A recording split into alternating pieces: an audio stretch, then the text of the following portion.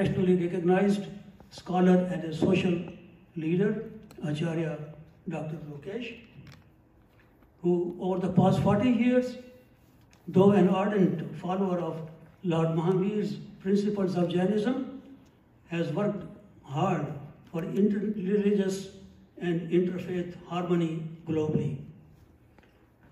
He has been invited by various world leaders, including US President Joe Biden, to discuss peace and harmony in the world.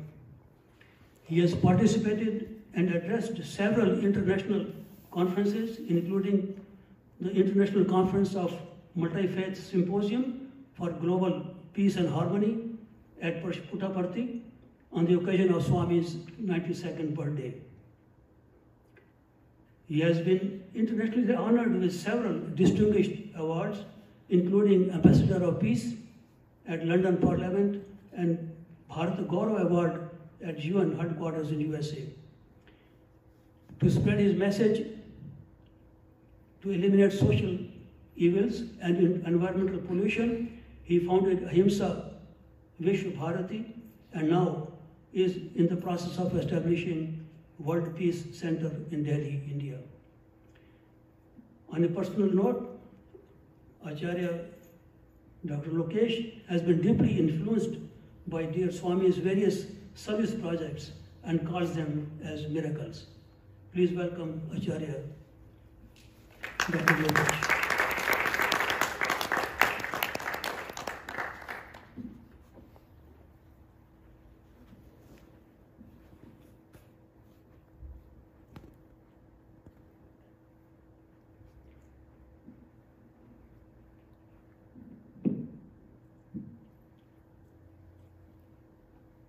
पूज्य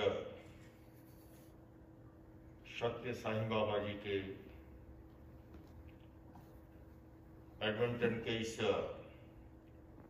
पवित्र सभागार में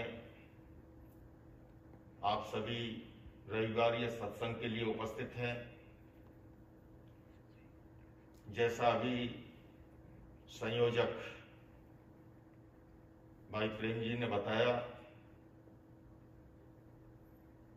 जैन धर्म के 24वें तीर्थंकर भगवान महावीर कहते हैं कि जो रोगी, ग्लान, बाल, शख्स की सेवा करता है वो मेरी सेवा करता है, ये तीर्थंकर लॉर्ड महावीर ने कहा।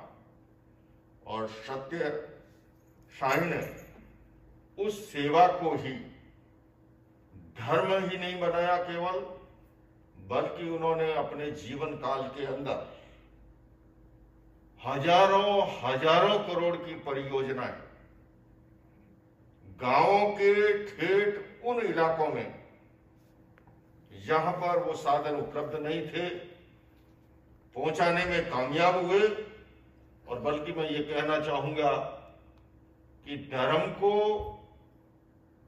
सेवा को धर्म से जोड़ने का अद्भुत कार्य सत्य साई ने अपने जीवन काल में किया है। बंधुओं और बहनों, उनकी आखिरी विजिट जब दिल्ली की हुई,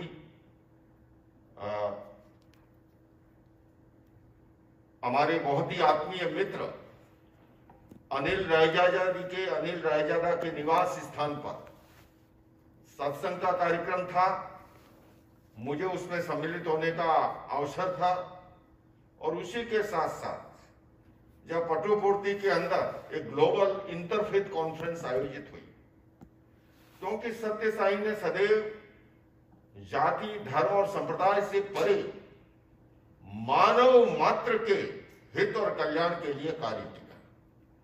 और मुझे लगता है कि वो इतना अद्भुत कार्य इसलिए कर पाए क्योंकि उनके भीतर का स्वार्थ खत्म हो चुका था। और जब किसी के भीतर की स्वार्थ की चेतना खत्म हो जाती है तो वो केवल परार्थ और परमार्थ का चिंतन करता है। जब तक भीतर में स्वार्थ प्रबल रहता है, परार्थ और परमार्थ की बात न दिखाई देती है न सुनाई देती है।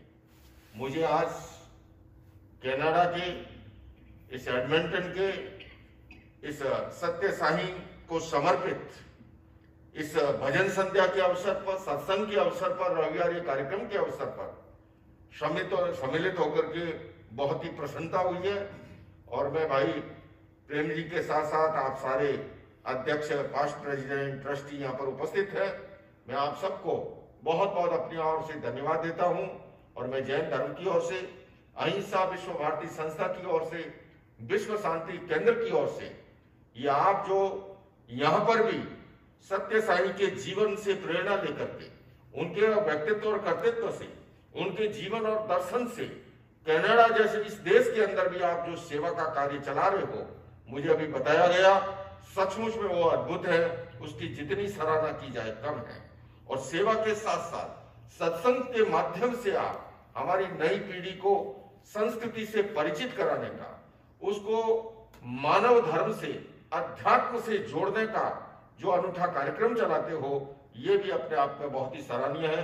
मैं पुनः अपनी ओर से आपको भी यही निवेदन करूंगा, अहिंसा विश्व भारती संस्था, विश्व शांति केंद्र दुनिया में अहिंसा, शांति और सद्भावना की स्थापना कैसे हो, इंटरफेथ डायलॉग की आज पूरी दुनिया को जरूरत है।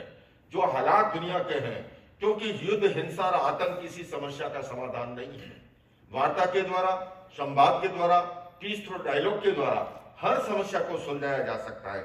और इसीलिए पाटलिपुत्र के अंदर ग्लोबल इंटरफेथ कॉन्फ्रेंस भी आयोजित हुई थी। मैं आपसे भी निवेदन करता हूं, आओ मिलकर बैठे, आपस में बात करें, 4 कदम ही सही चलने का साथ करें। यूं तो दूरी से दूरी बढ़ती जाएगी, कभी तो हम खुद से खुद की मुलाकात करें।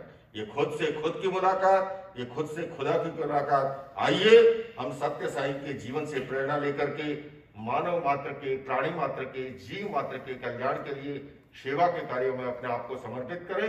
इन्हीं शब्दों के साथ ओम अरहम।